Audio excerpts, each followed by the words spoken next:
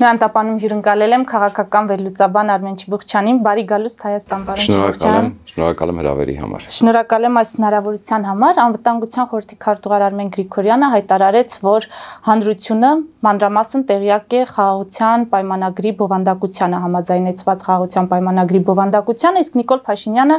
հայտարարեց, որ այն կհանրայնացվի ստորագրումից հետո։ Հիմա դուք ինչ վերլուծություն ունեք հենց բուն պայմանագրի այդ բովանդակության հանրային լինելու կամ բովանդակության պարունակության մասով եւ երկրորդը ինչու Ադրբեջանը համաձայնեցրեց չհամաձայնեցված կետերը, եթե պետք է անմիջապես հետո հայտարարեր, որ Հայաստանին չի վստահում եւ ինտենսիվ ապատեղեկատվություն տարածեր մի քանի օր շարունակ այդ կրակոցների մասին։ Շատ տակիր հարց եք տալիս, երկրորդ հարցը ավելի ծավալուն է, երևի առաջին հարցից հետո, որովհետև երկրորդ հարցը ըստ էության ինքան առավելություններ է տալիս Ադրբեջանին, իսկ առաջի հարցը կարճ ասեմ, մինչև ամբողջական չհրապարակվի այդ պայմանագիրը եւ դու ամբողջականի մեջ չհասկանաս ինչ է գրված, որովհետև այո, ինչ որ կծկտուր մի տեքստի մասին, մի կետի մասին, երկրորդ կետի մասին կարող ենք խոսել, բայց դու մինչև ամբողջական այդ պայմանագիրը 1-ից մինչև 17-րդ կետերը, եթե չեմ սխալվում, չէ, 17 կետ պետք է լինի։ Եթե մենք ամբողջությամբ չտեսնենք այդ 17 կետերը, մենք ամբողջության մեջ չենք կարող պատկերացում կազմել։ Բացի դրանից, փաստաթղթի մեջ, գիտեք, փաստաթղթերի մեջ տարերը, լավ չասենք, բառերը, իհարկե, ձևակերպումները, ստորակետները բովանդակություն են փոխում, բազմ իմաստություն են տալիս, օրինակ, վերջին օրինակը բերեմ, այսօր եթե չեմ սխալվում, փոխարտգործնախարարը արտահայտեց, որ ասեց, որ իսկ ով է ասում, արդյոք երրորդ ուժը դա խաղաղապահներն են, Եվրամիության դիտորդները երրորդ ուժ են կամ ուժ են, չէ, այսպես, հա, մոտավորապես։ Ինչ ստացանք մենք արդյունքում։ Մի կետ, որը կարծես թե համաձայնեցված է, բայց որը թե հիմա ուժը թե ուժ չէ, Եվրամիության դիտորդները։ Իհարկե, վերջում անցնում է այն կողմի տարբերակը, որ ավելի ուժեղ է։ Մենք դրա համար ենք քննադատում այս իշխանություններին, որ ինչքան էլ դուք փորձեք այսպես պտտացնել, ֆռացնել, մանևրել, դուք շատ լավ հասկանում եք, որ վերջում ուժեղի պահանջներն եք կատարում, որտեվ եթե ուզում ես ուժեղ լինես, պետք է ուժեղ դաշնակիցներ ունես, պետք է ուժեղ խաղի մեջ լինես, որ կարողանաս քոնը անցկացնել։ Հիմա ինչքան էլ իսկ ինչի են այդպես ասում արդեն, մի բարձ պատճառով, որովհետև հասկանում են, որ չանցավ, որտեվ Արարատ Միրզոյանը 3 եթե 3 առաջորդներ խոստովանեց, որ Ադրբեջանը չի գնում խաղաղության, ճիշտ է։ Եվ անկեղծացավ նաև որ նաև խոսեց շատ ինձ համար ընդհանրապես անընդունելի թեմայի մասին, երբ որ ասում է սահմանափակենք մեր ռազմական կարողությունները Ադրբեջանի հետ հավասար պայմանավորենք, չգիտեմ, վերահսկողություն սահմանենք։ Ախր դու մենակ Ադրբեջանի հարևանը չես, է։ Պետությունը 20 էնել էս խառը իրավիճակում, երբ որ տեսնում ենք, որ ուժի իրավունքը աստիճանաբար գերակայող է դառնում։ Դու ո՞նց ես սահմանափակում քեզ անուն մի երկրի կամ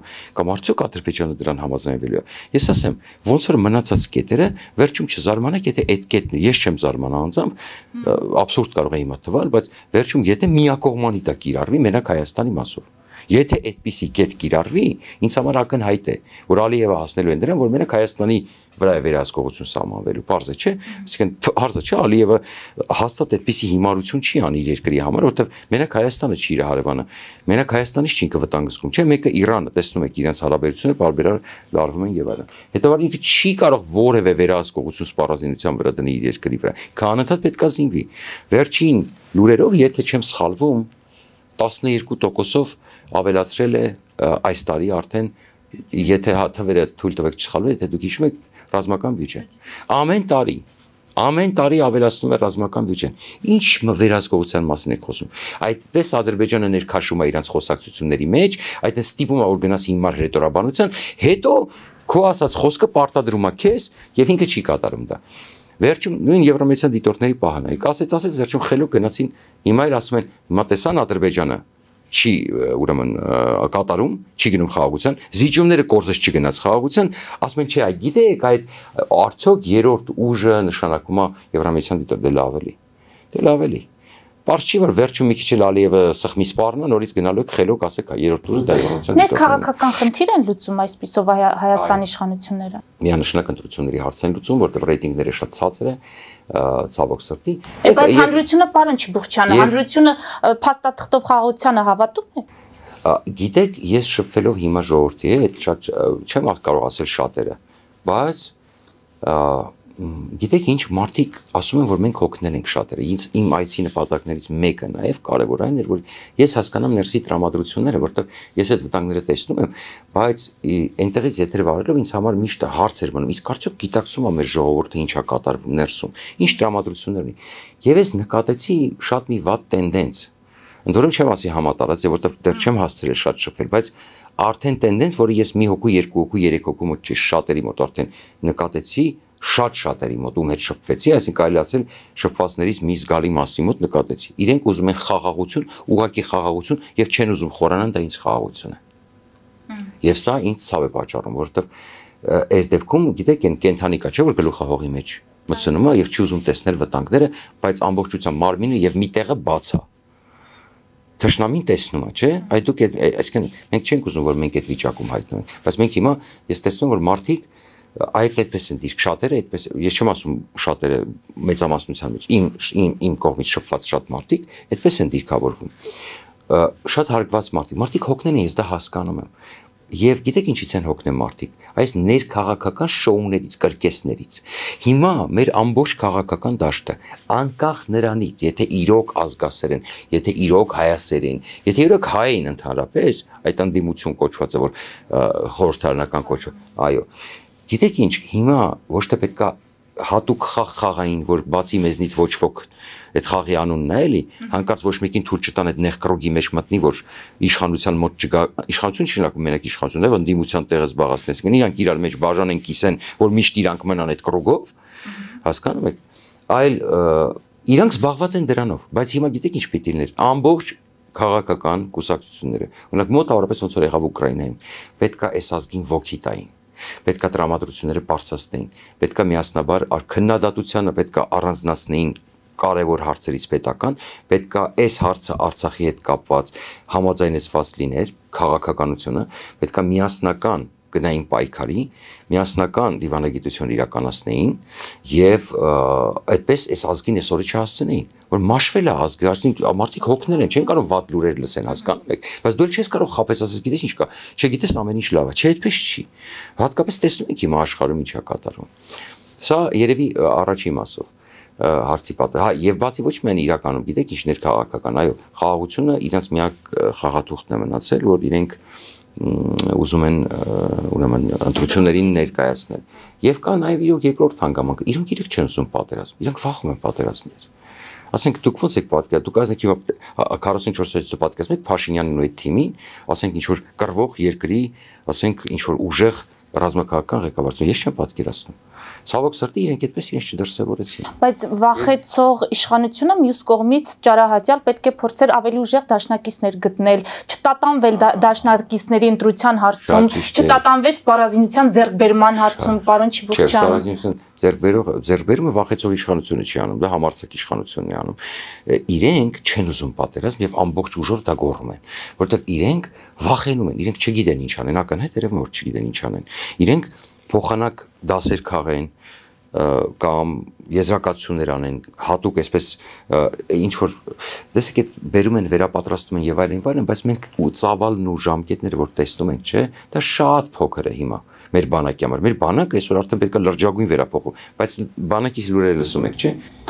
իմ ասածը հենց դրա մասին էր որովհետեւ վախը մյուս կողմից կարող է դրթել մարդուն ինքնապաշտպանական այդ միջոցառումները շատ արագ իրականացնել հիմա երկրորդ մասը դուք շատ ճիշտ եք ասում բայց ես բազմիցս բարձրացրել եմ այս խնդիրը ուրեմն այստեղ կարևոր հարցը էլիտան բիզնես էլիտան եւ ֆինանսական էլիտան, որը ունի կոնկրետ շահեր, որը չի թողնում, որ դա իրականանա, որովհետեւ իրենք կիսել են երկիրը, գիտեք ովքերով, ում հացնես գիտի ում ձեռքա այս երկրում ունեցվածքը։ Այդտեղ իրենք չեն ուզում ուժեղ դաշնակիցներ, որտեղ հիմա տեսնում եք օրինակ բարօրինակ Տրամպը այսօր ինչ է Ուկրաինայում ուզում անի։ Ուզում է վերցնի ինչ որ կա, էներգետիկ ոլորտը ուզում մտնի, հանքերը, այսինքն ուզում է մտնի մեծ թափով, չէ՞ կոպիտ ասած։ Հələ Տրամպը դա գրեհիկ է անում շատ, էնել են վիճակում, որ Ուկրաինան շատ ավելի մեծ բան անում Ամերիկայի համար, Ամերիկայի դիրքի պահպանման համար, ուկրաինացիները շատ ավելի լուրջ պայքար են տանում։ Կոպիտ ասած, համեմատելու չի, ուղղակի։ Ինչի բերեցի Ուկրաինայի օրինակը, որ հասկանաք, որ ցանկացած երկիր, որը ուզում է Հայաստանի դաշնակից դառնա, պետք է ասի այդ դաշնակցությունը ո՞նց է արտահայտվելու։ Հո դու չես մնալու հապկում, ես քեզ մենակ զենք տամ ու փող տամ, տենց չի լինում, չէ։ Փոխադարձ շահավետ պետք է լինի։ Փոխադարձ ինչ ունես։ Այն չէ այն պղնձամոլիբդենային ռուսների ձեռը, որ էկոլոգիական հիմա քննություն կազմակերպեն, կարող է բարձի աշխարհի ամենակեղտոտ հանքնա, ճիշտ է։ Ամենա կարող է պատահի, որ այս բային մի հատ ուսումնա կարող է, ես չեմ պնդում։ Տեսեք, օրինակ եմ բերում, տեսականորեն։ Կարող է հիմա ուսումնասիրություն արվի, բարձի հենց այդ հանքի ու շրջակա միջավայրը այդ կեղտոտ աշխատանքի պատճառով, օրինակ, տեսականորեն։ Կարող է, չգիտեմ, հիվանդ են, այն ամենավատ հիվանդությամբ, հա, այդ դրա պատճառով կոպիտ ասած։ Եվ չի պահպանվում որևէ կանոններ, չէ՞, բայց իրանք ինչ են, իրենք չտարան պղնձամոլիբդեն, իրանք սարքեցին ամուրսարի գլխին։ Գիտեք ինչի, իսկ ամուրսարը ամենավերջի տեխնոլոգիաներով էր գալի ամերիկյանը, որովհետև իրանք պետք էր վախացնել դրսի ներդրողների աչքերը, եւ դա ձեռ էր տալի եւ ռուսներին եւ ներքին էլիտային, որ հանկարծ այստեղ բիզնես չդնեք, այսինքն լրվելու եք։ Հասկացաք, այսինքն սա ֆինանսական ձեր հարցի պատասխանը, մյուս մասը ֆինանսական նախկինները, ներկաները, սա իրար հետ միաձուլվածները իրանք չեն ուզում, որ դրսից մարդ մտնի Հայաստան։ Սա բազմիցս եմ ասել, դա այդ հարցը ես ի սկզբանե, որովհետև տեսեք, դրսի ներդրումն է Հայաստանի փրկությունը, դա եւ բերելու է կաթիլ անվտանգություն, եւ բերելու է նոր տեխնոլոգիաներ, եւ բերելու է նոր աշխատատեղեր, եւ բերելու է բարեկեցություն, եւ բերելու է նոր տեխնոլոգիաներ, որը ամենակարևորն է մեր համար, նոր տեխնոլոգիաները, եւ բերելու է զարգացվածության նոր մակարդակ։ Բայց դրա համար դու քայլ պիտի անես, չպետք է գնաս կանգնես միայն ասես ժողովրդավար ենք մենք, այ Թավշյա հեղափոխություն ասում են, տղա ջան, արդեն ում եք խափում դուք ստեղ։ 8 տարի անց է, ինչ եք խոսում, դուք ինչ ժողովրդավարություն։ Հələ ձեր տնտեսության կառուցվածքը նայեք, ոսկու ադամանդի վրա փչած տնտեսություն ա եղել։ Բանի ռեէքսպորտի վրա փչած տնտեսություն, ինչ ժողովրդավարությունը մենակ խոսքով չի, մենակ խոսքի ազատությամբ չի։ Ուրեմն ժողովրդավարություն պետք է լինի եւ դա ամենակարևորը տնտեսության մեջ, ամենակարևոր չափանիշը արտասահմանցիների համար միջազգային դա տնտեսական մրցակցությունը, ազատ մրցակցությունը, իսկ կարող է դա ժողովրդավարության կոմպոնենտ չի։ Կոմպոնենտ է, չէ։ Վերջացա։ Երկրորդ մասը հիմա ձեր հարցի չեմ կարող չպատասխանել, դա ամենակարևոր մասն է։ Իսկ ինչու ողջունեցին եւ Ալիևը ինչու գնաց այդպիսի բանի, չէ՞, դա ամենակարևորն է։ Ողջունեցին, որովհետեւ այդպես պաշտպանում են Հայաստանին։ Գիտեք ինչի։ Այդպես փորձում են ճնշում գործադրել Ալիևի վրա, որ ստացար, էդ էլ ստացար, դեստորագրի, որտեղ մենք հասկանում ենք, չէ՞, միջազգային հանրությունը ուզում է խաղաղություն, չի ուզում այս ռեգիոնում սրացում։ Չի ուզում Հայաստանի տարածքային ամբողջականությունը խախտվի։ Դրա համար չեն կարող ասել վատ է, որ դուք Բերբոկը ինչ ասեց։ Դու այն Փաշինյանին հասկացրեց, չասես, դու այնպեսի համարձակ զիջումների ես գնացել։ Պարզ ասեց մարդը։ Հիմա միջազգային հանրությունը ինչ որ միտեղ նաև այդ ողջունի մեջ տագնապ կա, որ արդեն ինչ կարմիր գծեր եք դուք անցնում, բայց գոնե հիմա փորձենք ճնշել Ադրբեջանին, այս ողջույններով ցույց տանք, դու դրանով իրենք փորձում են իբր պարտավորեցնել Ադրբեջանին, որտես մենք սաղած ողջունեցինք դարի ստորագրի, իսկ արդյոք դա Ալիևի վրա ազդում է։ Իհարկե ոչ։ Ավելին անելու համար միջազգային հանրությունը պետք է ստանա ավելին Հայաստանից, որովհետև Հայաստանը դեռ բացի գնալ կանգնել ամբիոններում անմեղսունակ ասել, մենք Թավշյա հեղափոխություն ենք արել, ժողովրդավար ենք, ուրիշ ոչ մի բան արևմուտքին չի առաջարկել, ոչ մի բան, ոչ մի բան։ Այսօր նկատեք process-ը ինչա կատարվում։ Ինչի նորից սկսեցին քննարկել, երբ պաուզա տվեցին Եվրամիության ինտեգրման գործընթացը։ Երբ որ սկսեցին Ալիևին զիջումներ առաջարկել, տեսակ չէ, քրտ կանգնացրեցին։ Տեսան Ալիևը մերժեց, այսօր նորից նկատել եք, կարդացել եք արդեն, որ հանձնաժողովը նորից քննարկեցին, հիմա վաղը նորից մտցել են օրակարգ։ Ձեր համար տարօրինակ չէ, ինչ եղավ այդ պաուզայի արանքում։ Ընկած Ալիևից խաղաղություն եմ ուրում։ Տեսան չստացվեց, այսօր արդեն պարոն Հովհաննիսյանը դե չեմ սխալվում ասեց, որ երրորդ ուժ կարող է չդիտարկվել Եվրամիության դիտորդները, չէ, արդեն անցան, տեսան, որ Ալիևը մերժեց։ Հիմա իսկ ինչի անում Ալիևը, այստեղ բազմաթիվ պատճառներ կա, բազմաթիվ, կարող է թվարկեմ, չհասցնեմ բոլորը թվարկեմ։ Համար մեկ պատճառ։ Սպասում է Իրանի զարգացումներին ժամանակ է շահում եւ դրանով արդեն իր համար ալիբի է ստեղծում, որ տեսեք, ես գնում եմ խաղաղության, գիտեք ինչ, մեր ժողովուրդը հատկապես այն մարդիկ, որ հակված են հավատալ Նիկոլ Փաշինյանին, չեն հասկանում մի տարական բան։ Այսինքն կամ են որ ասում են որ Նիկոլ Փաշինյանը ճիշտ է ամեն ինչում, եթե Նիկոլ Փաշինյանը սխալ է, առաջին կետը կարդացեք Նիկոլ Փաշինյանը ճիշտ է ամեն ինչում։ Այդ մարդիկ չեն հասկանում մի բարձ բան, այդ որ իրանք նստած ամբողջ օրը Նիկոլ Փաշինյանին են լսում, ամբողջ աշխարհը ավելի շատ Ալիևին է լսում, որտեղ Ալիևը շատ ավելի ռեսուրսներ է ծախսում, շատ ավելի լուրջ մեդիաներով է դա տարածում, շատ ավելի շատ է դա ասում, իր դիվանագիտությունը շատ ավելի ակտիվ է աշխատում եւ երբ որ իրանք օրինակ մի բանը լոմա չէ կրակոցները, գիտեք ինչ ասում, Փաշինյանը հերքեցին, ոնց եք դուք պնդում, այսօր ինձ գրել են Սյունիքից, որ կրակում են արդեն քանի օր է, ես չգիտեմ դա ճիշտ է թե չէ, հետևորդներիցս գրում են Սյունիքից, որ կրակում են։ Գեղարքունիքի մասով էլ մաղլում տեղեկություն տարածել։ Բայց իրանց համար կարևոր չի կրակում է թե չէ, կարևորը Փաշինյանը հերքել է։ Իրանց աշխարհը Փաշինյանն է։ Ես դեմ չեմ, ես ասեմ բազմաթիվ համար մեկը Փաշինյան կլինի, Պողոսյան կլինի, այդ ազգանունները իմ համար կապ չունեն։ Ես ասեմ ուշքի եկեք։ Աշխարհը Փաշինյան չի լսում, աշխարհը ամբողջի մեջ է նայում, ուժեղին է նայում,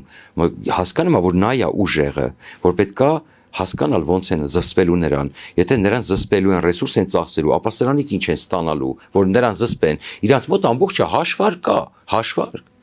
Իրանց կապ չունի, իրանց կարևորը ինչ ասես Փաշինյանը, ինչ հերքեց, ինչ չհերքեց, հասկանում եք։ Իսկ Ալիևը տարածում է դա, ինչ է ասում Ալիևը միջազգային հանրությանը։ Հայաստանը իր սահմանադրության մեջ ունի Ադրբեջանին տարածքային պահանջ, հիմա մեր ժողովուրդը ասում է, ով չի հասկանում, ոչ չեն հասկանում, տեղ Ալիևը կա, եւ որտեղ Ալիևը միջազգային հանրության մոտ ագրեսիվ միջազգային հանրության մոտ քարոզչություն է տանում, որ Հայաստանի սահմանադրությունը տարածքային պահանջներ ներկայացնում։ Վախվորած մի քանի անգամ մենակ ներքին լսարանի համար են ասել, որ Ադրբեջանի սահմանադրության մեջ կա, այս վերջերս չեմ հիշում, որ Պաշտոնյանն էր, վատ բան չասեց ԿՊ-ականներից, ասեց եկեք միջազգային փորձագնության տանենք, Սիմոնյանն էր, թե Միրզոյանն էր, չեմ հիշում, կներեք չեմ հիշի հիմա, ասեց եկեք միջազգային փորձագնության տանենք մեր սահմանադրությունը եւ Ադրբեջանի սահմանադրությունը Վենետիկի հանձնաժողով, եթե չեմ սխալվում, նմանատիպ ցանկացած առաջարկություն ողջունում եմ, ուրեմն ամեն օր կրկնեք, ագրեսիվ կրկնեք, գնացեք ամեն երկրում ասեք դե ինչի չեք այո, ինչի չեք ասում, իսկ հիմա ամբողջ աշխարհը հոդվածներ եմ ես կարդացել, միջազգային հոդվածներ հեղինակավոր իրանք անընդհատ գրում են, որ Ադրբեջանը համարում է, որ Հայաստանի սահմանադրության մեջ կա տարածքային պահանջ, հասկանում եք ինչա պրոպագանդա, քարոզչությունը, դա սարսափելի ուժ ունի։ Տեսեք ինչ արեց Պուտինը, մի իր երկիրը սարքեց ֆաշիստական ընդամենը քարոզչության միջոցով։ Արեց նույնը, ինչ որ Հիտլերը արեց 33 թվականից հետո։ Ընդամենը մի քանի տարում, ընդամենը 6-7 տարում, 6 տարի էլ չէ, 5-6 տարում Հիտլերը ամբողջ ժողովրդին Գեբելսը քարոզչության միջոցով սարքեց ֆաշիզմը տարածեց եւ տեսեք ինչ եղավ, նույնը սրանք արեցին, սրանք ավելի երկար արեցին, հասկանաք, քարոզչությունը դա սարսափելի բան է եւ սարսափելի ուժ ունի, հիմա իրանք մեր մասին բան չգիտեն, մենք մեջոցով ներսում խոսում ենք, ասում ենք, ուրախանում ենք, տխրում ենք, կռվում ենք, դրսում չգիտեն ինչա կատարվում, որ Ադրբեջանի սահմանադրության մեջ Հայաստանի օրինակ 60% տարածքային պահանջ կա, չգիտեն Մենք էլ չենք ասում, ասում ենք, այ տեսեք, մենք չենք ասում Ալիև ջան, չենք ասում, որ քեզ չնեղացնենք։ Մոտավորապես այս տրամաբանության մեջ։ Երկրորդ հանգամը, այսինքն տեսեք, Ալիևը սպասում է Իրանի զարգացումներին։ Այ Իրանի հետ կապված պարոն Չիբուխչյան, երկու սցենար է, չէ՞ հնարավոր, որ Իրանը կամ կգնա նոր միջուկային այդ համաձայնագրի ստորագրմանը, կամ կլինի ռազմական լուծում, ինչպես ասում է Թրամփը։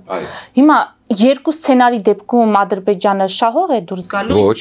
Չեմ կարծում, թե պայմանավորվելու դեպքում Ադրբեջանը շահող է դուրս գալու։ Ինձ թվում է Ադրբեջանը հիմա այդ տեսակ չէ, որ Նեթանյահուն եւ իսրայելական լոբին եւ Ռաբիները անգամ միացան դրան եւ Վիտկոֆին կպցրեցին դրան ամերիկյան նախագահի հատուկ բանագնացին, ցավոք սրտի շատ վտանգավոր process է։ Իրենք պատրաստում են Իրանի հարվածին եւ Ալիևը փորձում է մտնել այդ մեծ խաղի մեջ։ Ես կես տարի առաջարկում եմ, որ մերոնք մտնեն Իսրայելի հետ խոսակցության մեջ։ Չեն անում, վախեցած են։ Տեսեք, սարսափելի վախեցած են։ Եվ արևմուտքը տեսնում է, որ մենք վախեցած են, դրա ասում սրանք վախեցած են, բերեք ողջունենք սրանք, հասկանան, բայց ավել բան չեն արելու, որտեղ ոչ մի բան չէ։ Իսկ Ալիևը մտել է կոնկրետ շահերի խաղի մեջ։ Դա շատ վտանգավոր է։ Ալիևի շահը այդ ռազմական ինքը ամեն ինչ տրամադրում է, ոնց ինքը տրամադրում է, տարածք տրամադրում է, Պակիստանը Հայաստանը։ Չէ, Մեղրին ենթադրում եմ, այո։ Տրամադրում է, ես ենթադրում եմ, որ այդպես է, ինքը մտել է խաղի մեջ, որ ստանա հենց Մեղրին։ Կարող է ավելին չեմ կարող պնդել, չեմ ուզում ասում, չասեմ, տրամաբանականը միջանցքն է, ճիշտ է։ Հիմա ենթադրում եմ, դա է իր նպատակը, ģեր նպատակը։ Ինքը իրան առաջարկում է Իսրայելին, ինքն իրան առաջարկում է ուրեմն ԱՄՆ-ին, ընդ որում տեսեք Թուրքիայի եւ Իսրայելի միջև հարաբերությունները լարվում է, բայց Էրդողանը ամենևին էլ դեմ չի, որ Ալիևը այդպիսի խաղի մեջ մտնի։ Վստահ եղեք։ Իրենք շատ լավ հետաքրքիր դիվանագիտություն են վարում։ Մենք ոչ մի բան չենք, մենք ընկած մուրում ենք ինչ-որ բաներ առաջարկելու փոխարեն։ Եվ շատ հետաքրքրական է, որ Թրամփը առաջինը մեզ առաջարկեց խոսենք, բայց տեսակ ոնց Ալիևը մտավ, մարտը հասավ նրան, որ Վիտկոֆը եկավ իր մոտ։ Սա վտանգավոր է, Սա շատ վտանգավոր է։ Եվ Իրանի պարագան հետևյալն է, տեսեք, ինքը տարածք է առաջարկում, ինքը որոշակի ազդեցություն ունի Իրանի ադրբեջանցիների վրա, հետագայում խժդժություն սա երկարաժամկետ, եթե այաթոլաները չեն փոխվում, Իրանի ադրբեջանցիների մասով անգամ չունենալով էլ այդքան ազդեցություն, Ալիևը կառաջարկի փողեկը ծախսի, կառնի էլ, կօգնի էլ, բայց իրան կսարքի գործոն, իհարկե։ Դրա համար մենք պետք է մի բարձ բան հասկանանք, Ալիևը ոչ միայն կարճաժամկետ է խաղում, չեմ կարող ասել երկարաժամկետ, միջնաժամկետ էլ է խաղում, շատ լուրջ խաղ է։ Երկրորդ հանգամանքը, այսինքն մենք հասկացանք, չէ՞ ինչ արեց Ալիևը, Իրան ներկայացրեց որպես խաղաղասեր, տեսեք ես գնում, բայց այդ ուզում եմ հատուկ են դժվար հասկացողների համար, որ մտածում են, որ Նիկոլի ասածն է իրանց համար ամեն ինչ, աշխարհը այսպես է անցալում։ Ալիևը այսպես է մատուցում, որպեսզի հասկանան ինչ է մատուցվում։ Այսինքն Հայաստանը տարածքային պահանջ ունի մեր նկատմամբ, մենք տեսակ անգամ էս էլ համաձայնեցինք, մենք պատրաստ ենք, բայց Հայաստանին չի փոխում իր սահմանադրությունը եւ շարունակում է մեզանից տարածքային պահանջ ունենալ։ Հասկանում եք։ Հայաստանը լռում է, գոնե խոսանք, պատասխանենք, հիմնավորենք, գոնե աշխարհը լսի մեր հիմնավոր, մենք ներսում ենք դա ասում։ Սա ամենակարևոր հանգամանքներից մեկն է, որ Ալիևը անում է, ժամանակ էլ է շահում ձեռի հետ, աշխարհի ներկայանում է որպես խաղաղասեր, բայց արանքում նախապատրաստվում է ամեն դեպքում հարմար առիթի հետ պատերազմը սկսելու եւ նաեւ դրանով ցույց է տալի, որ Հայաստանը շարունակում է մնալ ագրեսիվ։ Ինչի ասում 12 օր խաղաղություն են խախտում են անում։ Հայաստանը շարունակում է պատերազմ փնտրել։ Հայաստանին ագրեսիվ կերպարն է պետք պահել, որ այդ առիթը միշտ պահել, որ ցանկացած պահի կարողանալ մտնել, դա ինձ թվում է շատ բարձր։ Բայց աշխարհը այս դեպքում Բայց պարոն Չիբուխչյան, աշխարհը ավելի շատ Ալիևի հայտարարություններին կհավատա, թե եվրոպացի դիտորդների հայտարարությանը, որ տեղաշարժ չկա, ոչ մի անհանգստացնող հանգամանք չկա, սահմաններին հանգստություն է։ Շատ ճիշտ եք, հիմա անցանք երկրորդ մասին, այսինքն ես ասեցի, որ Ցավալունը այդ Ալիևի արածը շատ մեծ մանևրելու դաշտ է տալ իրան։ Հիմա տեսեք, ոնց հասավ նրան, որ Փաշինյանը ասեց ԵԱԿ Միսկի խմբի ուրեմն լուծարման հարցը մենք անգամ չէ, ոնց որ այդպեսի բան ասես, մենք անգամ նախաձեռնող կհանդիսանանք, երբ որ հարց հնչեց խաղաղությունից առաջ թե խաղաղությունից հետո, պայմանագրից առաջ թե պայմանագրից հետո, հստակ պատասխան չհնչեց ըստ էության։ Ալիևը փորձում է հասնել նրան, որ ոչ միայն ԵԱԿ Միսկի խումբը լուծարվի մինչև խաղաղության պայմանագիրը, այլ նաև Եվրամիության դիտորդները դուրս բերվեն մինչև խաղաղության պայմանագիրը, մինչև խաղաղության պայմանագիրը։ Հիմա դրվեց, հիմա ու Ալիևը տեսեք իր պահվածքով այնպես է անում, որ Փաշինյանը մնում անհանգստանում է, որ ճարահայցալ վերակենում մի հատ էլ զիջում առաջարկում, տերմա չի լում, նորից գնում են Եվրոպա։ Հասկացաք, զգացիք, չէ՞ տենդենսը, այնպես չի, որ ես այս թերթականության ձեզ ասում եմ։ Տեսնում եք, ճշգրիտ արվում է ինչ որ ասում եմ։ Եվ Ալիևը հիմա փորձելու է իր համար ստեղծի մի իրավիճակ, երբ որ անգամ եթե ստացվի այնպես, որ կանգնվի այդ խաղաղության պայմանագիրը, անգամ ինքը տարբերակ չունենա, ինքը նախ հիմա ըստ էության իր համար փոխում է լավագույն պայմանները եւ ամենակարևորը արձակման դուռը բացաթողնում։ Կապ չունի դա կլինի հիմա թե 2 տարի հետո, պահանջելով որ ոչ մեկ չկանգնի հայ-ադրբեջանական սահմանին, որտեվ դեմարկացիան process-ը կարող է 30 տարի տևի, ջերմուկի տարածքները Աստված գիտի երբ կտան եւ Ալիևը գիտեք ինչ մանևրի դաշտ է բացի իր համար։ Խաղում է որքան կարող է։ Եվ ինքը շատ լավ բռնել է ու հասկանալ է, ինքը Փաշինյանի խաղը հասկացել է, եւ ինքը գիտի որ ուշ թե շուտ հասկանում է որ ընտրությունները որքան մոտենում են Փաշինյանը ինքան խոցելի է եւ բերում է զիջումներ։ Բայց Փաշինյանը մի բան պետք է հասկանա, որ մարդիկ այս ամեն ինչը տեսնում են եւ ուզում եմ տեղեկացնել որ մարդ կար, օրինակ ես հետաքրքրական տենդենս նկատեցի, որ ինձ հետ շատ քաղաքակիրթ միշտ ասենք փորձում էր համոզել, խոսել, բանավիճել, որ դե գիտես կարող է սրա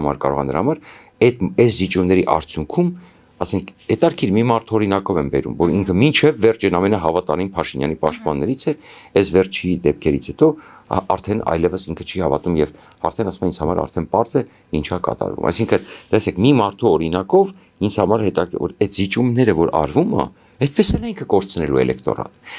Այսինքն այն մարդիկ, որ դեռ իրեն հավատում, այդ մարդիկ է գնալով ավելի կտրուկ են պակասելու։ Դավան ինքը պետք է հասկանա, որ այդ խաղաղությունը վերջում չկա այն գնով հասնի, որ ամ երկիր կորցնենք, համել ասենք, չգիտեմ, կատաստրոֆ կաղետի բերի ասենք, էլի։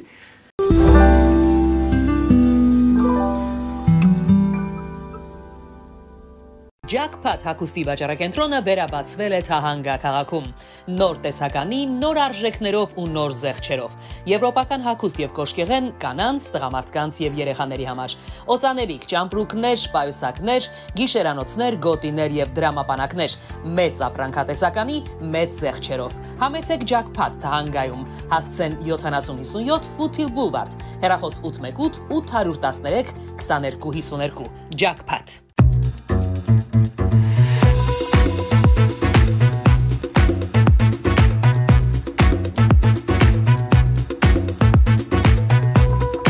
Արարատ ռեստորան, ընտանեկան եւ ընկերական ժամանցի լավագույն հասցե, սիրված արտիստներ, հյուրընկալ մթնոլորտ, հարուստ ճաշացան, անմահական խորտիկներ, Արարատ ռեստորան, հասցեն անփոփոխ, սիրով սպասում ենք ձեզ։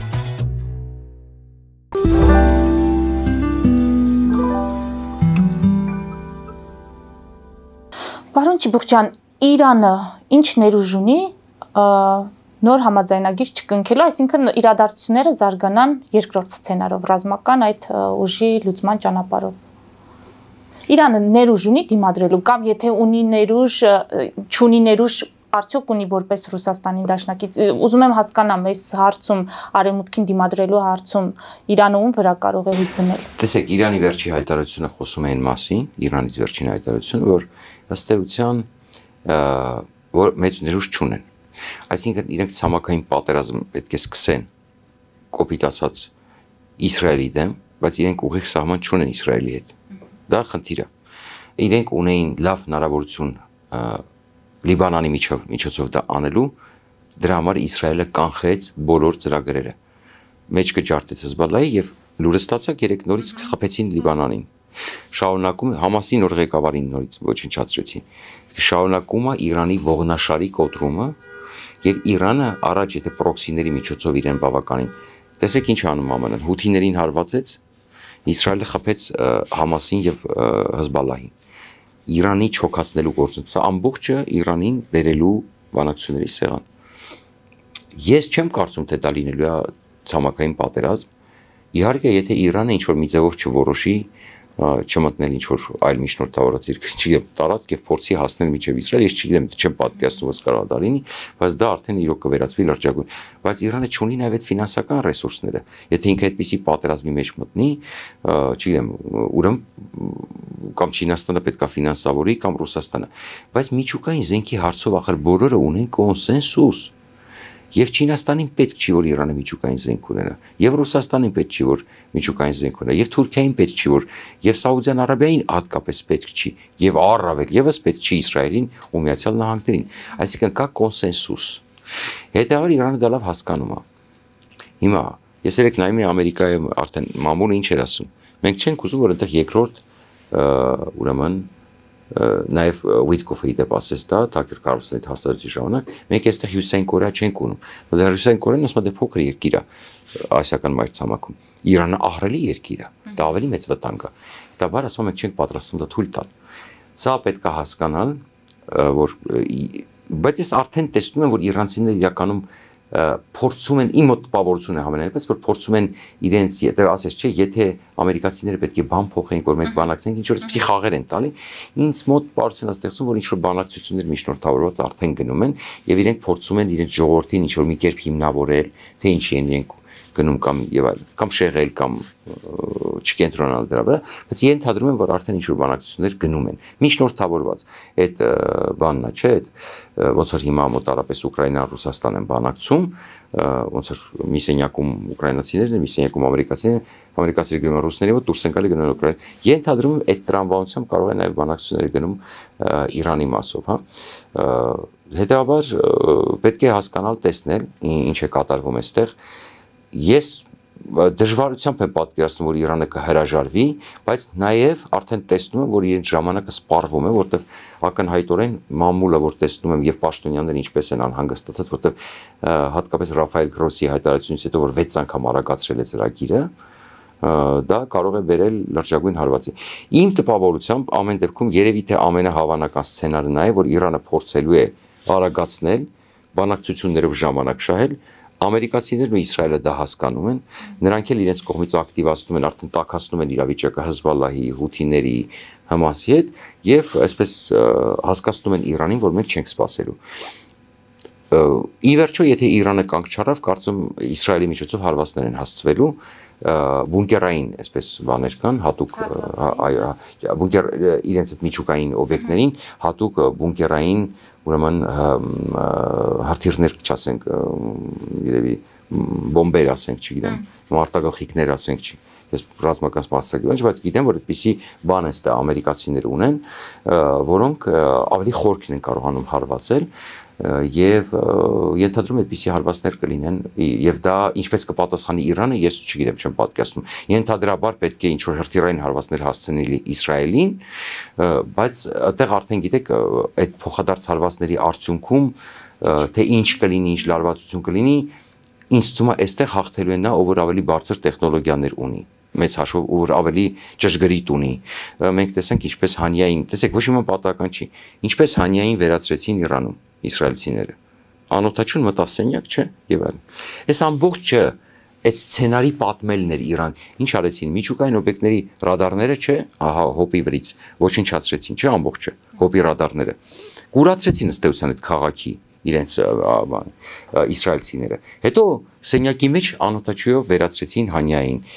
Այս ամբողջը, ոնց ասում կարծես հետ առաջ պատմեցին իրանցիներին, թե ինչա ձեզ սպասվում, հասկանում եք։ Ինչպես կարծականքին չալմեկավոր, իրենք ընդհանրապես շատ անկանխատեսելի են, դժվար է ասել։ Եթե ամփոփենք մեր հարցազրույցը, Թրամփ-Պուտին կհաջողվի գործարք կնքել եւ այդ գործարքը լինելու է Ուկրաինայի հաշվին մեծ հաշվով։ Տեսեք, ես չեմ կարծում, որ Ուկրաինան թույլ կտա, որ իր հաշվին որևէ բան լինի։ Ես չեմ կարծում, որ Եվրոպան այս բանին թույլ կտա, որ ինքը դուրս մնա խաղից։ Թրամփը բարձրացնում է խաղադրույքները առավելագույնը ստանալու համար։ Բայց ես նորից ուզում եմ, ես ընդհանուր այսպես ասեմ, ես հիանում եմ նախագահ Զելենսկիի պահվածքով եւ այո, իրենք ավելի բարդ իրավիճակում են եղել այս եղել է, որ մոտ 7-8 ամիս ավելի շատ ամերիկայից ընդհանրապես ոչ մի օգնություն չի եկել։ Պատկերացնում եք, ու այդպես իրենք կռվելու պայքարել են։ Այնպես չի, որ ուրեմն իրենք չեն շարունակելու կռվել պայքարել, եթե իրենց համար դա ձեռնտու չեղավ։ Բայց ուկրաինացիները առաջինն են ուզում խաղաղություն, ըստ էության։ Եվ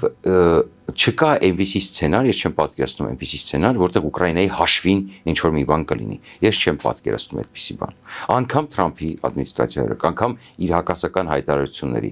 որտեղ Թրամփը շատ լավ հասկանում է, չէ՞, Թրամփը Ամերիկայի շահերից է ելնում առաջին հերթին, ճիշտ է։ Իսկ Ամերիկայի շահերից չի բխում Ուկրաինայի հաշվին ինչ որ մի բան անելը։ Այսինքն մեծ հաշվով ամենագլխավոր խնդիրը Ուկրաինան պետք է մնա անկախ, ուժեղ, Եվրամիության անդամ, ապագա երկիր, առնվազն, ճիշտ է։ Բայց տարածքները կորցրած կամ ժամանակավոր օկուպացված Ռուսաստանի կողմից։ Տարածքների մասին ժամանակավոր օկուպացված կմնա, ինչպես նաև ասում են ուկրաինացիները, մենք երբեք չենք համաձայնի, որ այդ տարածքները ռուսական են։ Մենք ժամանակավոր օկուպացված ստատուսը կպահենք եւ ուշ թե շուտ մի օր այդ տարածքները անպայման կվերադառնան։ Դիվանագիտական ճանապարհով կլինի, թե այլ միջոցով էական չի։ Իրանք ասում են, մեզ հիմա պետք է, մենք երբեք չենք ճանաչի դա, մենք կուժեղանանք, հզորանանք, վաղը միսօրը կարող է այդ տարածքները, ինչպես ես եմ մեկ ասում, այդ տարածքի բնակիչները կարող են մի օր խնդրելով են։ Բերլինյան պատի վրա ոնց էին անցնում թռնում Արևելյան Գերմանիայի ժողովուրդը, որ անցնեն Արևելյան Գերմանիա, այ նույն ձևի խնդրելու են, որ իրենց վերցնեն Ուկրաինա։ Այս պատերազմի գլխավոր նպատակը, տեսեք, մի հետաքրքիր բան ասեմ, ինչքան մենք ջղայնացած ու բարկացած ենք Ուիտկոֆի հարցազրույցից Թաքեր Կարլսոնի, որից ամբողջությամբ դիտեցի, իհարկե մեծ դժվարությամբ, բայց դիտեցի, որտեղ դա ասում պետք է շատ ամուր նյարդեր ունենալ իհարկե դա դիտելու համար։ Մի հետաքրքիր բան ասեց Ուիտկոֆը, ասեց, որ Պուտինը ոչ թե ուզում էր Ուկրաինան ՆԱՏՕ չմտնի, ոչ միայն դա։ Պուտինին պետք է այն տարածքները, որ ինքը մցրել է Ռուսաստանի սահմանադրությամբ, այնտեղ 4 թե 5 մարզաստ իրանց, մենք հասկանում ենք, չէ՞ որ դա չէր պետք Պուտինին։ Մենք հասկանում ենք, չէ՞ որ դա չէր պետք Պուտինին։ Բայց Ուիտկոֆը ասում է դա է պետք Պուտինին։ Մենք հասկանում ենք, չէ՞ որ հիմա Ուիտկոֆը փորձում է Պուտինի դեմքը փրկել, չէ՞։ Բայց մենք հասկանում ենք, չէ՞ որ 4-5 տարածքները անգամ եթե հիմա վատագույն սցենարով ասենք, Թրամփը փորձի ճնշել այս պահին թողնել Ռուսաստանի կազմում, ընդ որում ես չեմ կարծում, թե ուկրաինացիները որևէ մի կանգնած տեղից հետ կգնան, հա, ասենք չեն գնալու։ Այդ նկատի ունեմ այդ գծով սառեցնեն, Իհարկե Պուտինը պետք է փորձի ասի Զապորոժյանն էլ տվեք, չգիտեմ, Խերսոնն էլ լրիվ ազատագրեք տվեք, բայց ես չեմ կարծում, որ այդպես կլինի։ Բայց եթե անգամ վատագույն սցենարը վերցնենք, չէ՞, ամենավատը, որ այդ 5 շրջաններն էլ արևելյան Ուկրաինայի տեսականորեն տան Պուտինին, որին ես չեմ հավատում, կրկնում եմ, որտեղ վստահ եմ Զելենսկին այդ քայլին չի գնա, որտեղ Զելենսկին իր իդեպ ասեց Վիտկոֆը։ Դրա համար են իրանք ուզում փորձ անել Զելենսկիից ազատվել, դա Զելենսկին չի գնում այդ քայլին։ Մի մետր հետ չի գնալու, որտեղ կանգնած է ինքը էլի, եթե գրաված չի։ Եվ այս իմաստով տեսեք, բայց անգամ այդ վատագույն սցենարով Վիտկոֆի ասած, Ռուսաստանը չի հաղթում։ Չի հաղթում, որտեղ ինքը ստանում է էլի արևմտյան Ուկրաինա, այսինքն արևելյան մասից մի քանի բան վերցնում է, օքեյ։ Ուկրաինան դա չի ճանաչելու որպես Ռուսաստանի տարածք, դա մնալու է դարդ իր համար ժամանակավոր օկուպացված, հա։ Եվ խնդիրը գլխավոր տապալվել է։ Ինքը ստանում է ահռելի տարածքներ, որը պետք է սեփական ուժերով վերականգնի, որը տրիլիոնավոր դոլարներ է այնտեղ, բան չի թողել քարի վրա, ամբողջը դարդը իր վրա է մնալու վերականգնման։ Այդ տարածքների ամբողջ ենթակառուցվածքի ինֆրաստրուկտուրաները, ջուրը, էլեկտրաէներգիան կախված են Ուկրաինայից։ Կենտրոնը Ուկրաինան է հասկանում, այսինքն կենտրոնական իշխանությունից Կիևից, այսինքն ինֆրաստրուկտուրան այդպես է կառուցվել, հա։ Ինչ որ լծակ մնալու է ուկրաինացիների ձեռք այդ տարածքների վրա, բնականաբար, եւ գումարած, որ գլխավորապես Ուկրաինան դառնում է անկախ էլի ահռելի տարածքով, անգամ առանց այդ մարզելի, էլի մի քանի Հայաստանի չափ, մի 10 Հայաստանի չափ ենթադրենք տարածքով երկիր, եվրոպական զարգացած երկիր։ Սա ես ասում եմ այն ամենամռայլ վատ սցենարի դեպքում ինչ է ստանում Պուտինը, ոչ մի բան, ընդամենը կարա գնա իր երեսը փրկի իբր թե, բայց ինքը քաղաքականապես պարտվել է։ Հիմա հարց, ինչ եք կարծում, այդ տարածքները այդ քանդված, որ ստացա, որ ինքը պետք է հիմա ընդհանրենք պահի, իսկ դրանից հետո Էրդողանը իրան ավելի շատ է հարգելու, դրանից հետո իրան որևէ մեկը լուրջ է նայելու։ Այսօր մի հատ ինչ-որ քրչոտ Ալ-Շարա, որի մեջքին կանգնած է Էրդողանը, պահանջում է Պուտինից, ասում է Ասադին տուր, թե չի լավ չի լինի քո համար, կոպիտ ասած, հա, եթե ուզում ես ընդհանրապես քո բազաները թողեմ ստեղ։ Տեսեք ոնց են խոսում իր հետ արդեն։ Չի մասին եք մենք խոսում։ Իսկ ԱՄՆ-ն Պուտինի դեմքը փրկում է ինչի համար, որ միասնական պայքար են Չինաստանի դեմ։ Ենթադրում եմ, որ Թրամփը այդպիսի պլան ունի, որը ես չեմ կարծում, որ կհաջողի։ Թրամփը փորձում է այսպես Պուտինին շիրաշահելով իր կողմը քաշել, Սի Ցզինպինի տակից հանել, կոպիտ ասած, հա, փորձել իր տակ պարկացնել։ Որքանով դա կհաջողի, իսկ քիչ կասկածում եմ, մի քիչ ճիշտ ասած, բայց այդպիսի մտադրություն կարծես թե նշмарվում է, բայց դա ամենևին էլ չի նշանակում, որ Ռուսաստանը ունենալու է առաջվա դերակատարությունը, հասկանում եք։ Դա չի նշանակում, որ Ռուսաստանի ազատ անկումը դադարելու է։ Դուք հələ չեք պատկերացնում այս ամեն ինչի էֆեկտը ինչ է լինելու, երբ որ ռուս ժողովուրդը հասկանա, որ ոչ մի բան չստացավ, որ այդ 5 մարզի հողը չեն ուտելու, կաշաչետ կանան ուտեն մեռն են այդ 5 մարզի հողը, հա, ինչ են անելու չգիտես, ասենք եւ այլն, հա։ Այդ հողը ասում են ուտեն ու սատկեն, այդ տարբերակով հակարան, ասենք եթե այդպես են ուզում, բայց իրանք հասկանում որ ինչ որ պատժամիջոցներ մնալու է։ Եվրոպան հաստատ դա չի ներելու, ունես չի որ ասենք վերականգնվելու է։ Իրանց նավթն ու գազը առաջապես չի լինելու էլ Եվրոպայում, որովհետեւ Թրամփը ինքը միտք ունի դա ծախելու եւ վաճառելու։ Իսկ եթե Պուտինի նավթի գազը չվերականգնես, դա չի վերականգնվի երբեք, հա, եւ այլն։ Կարող է ինչ-որ փոքրիկ մասը տենց եւ այլն, բայց առաջվա կախվածությունը չի լինելու։ Բայց ելիմ ասում, այս ամեն ինչը հիմա տեսական այն նպատակները, որ Թրամփը փորձում է անի, դա չի նշանակում, որ ինքը կարողանալու է դա անել, եկեք ստեղից բա։ Այս հիմա մենք խոսում ենք իր մտադրություններն ենք վերլուծում մենք, եկեք ճիշտը ներկայացնենք։ Մենք ասում ենք, թե ինչ է ինքը մեր կարծիքով մտադրված անել, բայց արդյոք կհաջողվի թե չէ, դա խիստ եւ շատ մեծ հարց է, այսինքն մեծ հարց է։ Նույնը վերաբերում է նաեւ աշխարհին այդ խաղաղություն բերելու հայտարարությանը, չէ՞։ Միանշանակ, այո, որտեվ հենց Իրանից սկսած կարող անես պայթի ամեն ինչ, անես պայթի ամեն ինչ, որ անդառնալի լինի, մենք չենք կարող ասել ինչ կլինի։